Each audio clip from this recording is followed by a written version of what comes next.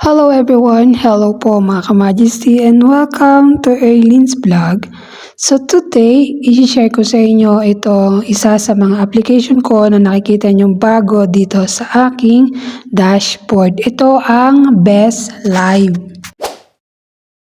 So una guys, punta kayo sa inyong Play Store. Open your Play Store and search Best Live. So kung hindi nyo siya makita, check nyo yung aking description, nandyan lang po siya. So kung wala ka pang apps, install po yung nakalagay sa inyong dashboard. At kung meron naman ay open. So kung nakikita nyo, open na dahil may application na tayo ng Best Live. Once na open ay nakalagay, i-click nyo nga lang po yung open and direct na kayo sa application. Tapos dito meron dyang bilog na maliit sa tapat ng login, i-click nyo po yan. Then kukonect nyo po sa inyong mga Google. May lalabas po dyan na form, ilalagay nyo ang name, birthday, and referral code. Ayan, hindi ko na naisama dito. Pero ganito yung simula ng inyong application. So, kailangan nyo ng agency para magkaroon kayo ng task. So, isa po tayong agent dito kay Best Live. Kung nakikita nyo, ganito ang dashboard niya sa my profile. So, kung kailangan nyo ng agency, iban nyo nga lang po ang aking ID. At isa po tayong agency dito. So, ngayon papakita ko sa inyo kung saan gawin yung task. So, open nyo lang yan sa panel nyo, tapos sa may gilid ay may green boxes dyan. Tapos, dito naman sa room owner task, doon nyo po makikita yung task na i-claim. Sa loob ng isang oras, makaklaim ka ng 5,000. So, dito sa mga pinapakita ko, ito naman yung nakukuha sa mga game, na just in case maglaro ka, may rebate ka rin na makukuha. So, ang pinakamababang minimum na withdrawal ay dito ko naman din ipapakita maya-maya. So, ngayon, ito yung ating mga task dito kay Best Live.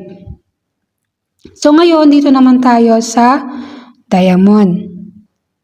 So, kung nakikita nyo, itong wallet, ito yung mga ginagamit sa panlaro. Tapos, dito tayo sa Diamond. So, dito naman tayo sa mga diamond. Ang minimum withdraw ay 4 million, katumbas ng $2. So, dito ay pwede ka mag-withdraw sa BD, sa host, sa agent, or sa coin seller. So, kung nakikita nyo, ito sa aking dashboard, $2, $5, $10, $50, $100, at pinakamataas ay $200. So, ngayon, papakita ko naman sa inyo kung paano mag-set up dito. Una, punta kayo kay host center. Diyan nyo po makikita ang bank. So, loading pa ang bank account. So, kung saan kayo pwede mag-withdraw. So, lagay lang natin dyan yung add payment. Sa category, nandyan yung bank, GCash, USDT. So, pwede nyo rin to i-connect sa iba't iba yung mga application na kung saan gusto nyo i-recharge yung cash out nyo. So, sa card number, as usual, number ng GCash at sa payee yung name nyo sa GCash. So, ganun lang po mag-set up dito kay Best Live. Ngayon ay babalik na tayo dito sa aking sinet up na task. At ihagis ko, ipapakita ko sa inyo yung mga pwedeng ihagis na trade, na lucky gift. Ayan. So, dito guys yon. So, meron tayong 90,425. So, iti-trade lang natin dito sa gift. Galing sa gift yung 50,000. Yan. Tapos, mag-iwan lang tayo ng konting panlaro natin. Kapag naman nakapag-send na tayo, ay pwede na natin itong i-floating.